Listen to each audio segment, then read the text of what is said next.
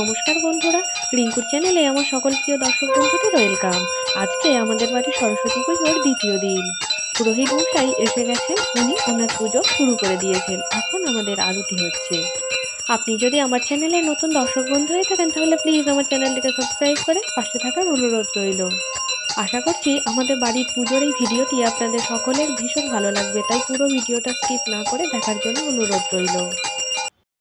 আমরা সাজুগুজু করে রেডি হয়ে গেছি। আমাদের এই সাজুগুজু আপনাদের কেমন লাগছে অবশ্যই কমেন্টের মাধ্যমে জানাবেন।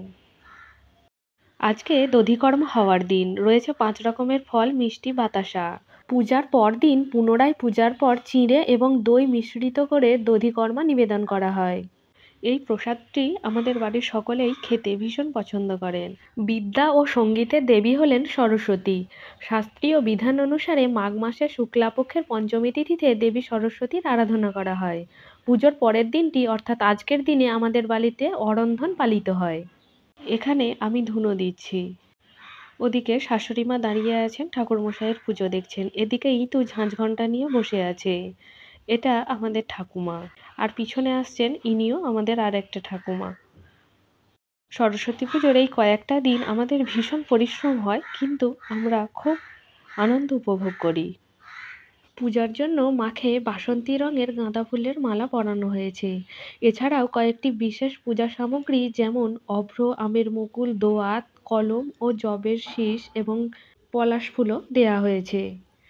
আমার আজকের এই ভিডিওটি আপনাদের কেমন লাগলো অবশ্যই কমেন্টের মাধ্যমে আমাকে জানাবেন। ভালো লাগলে লাইক করবেন এবং আপনাদের প্রিয় বন্ধু-বান্ধবদের সাথে শেয়ার করারও অনুরোধ রইল।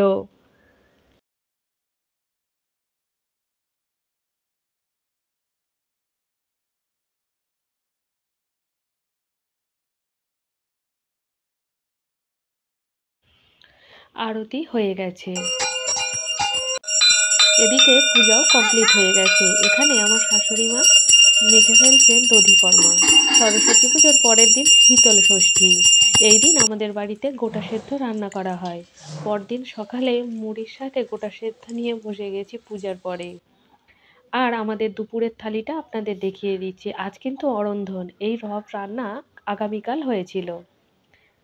এখানে আছে ভাত, উচ্ছে ভাজা, বড়ি ভাজা, ঝুড়ো পোস্ত, আলু ফুলকপি ভাজা, বাঁধাকপির তরকারি, সজনে ফুলের চচ্চড়ি, মাছের ঝাল, মিষ্টি দই, বেগুন ভাজা আর রয়েছে কুল টমেটোর চাটনি।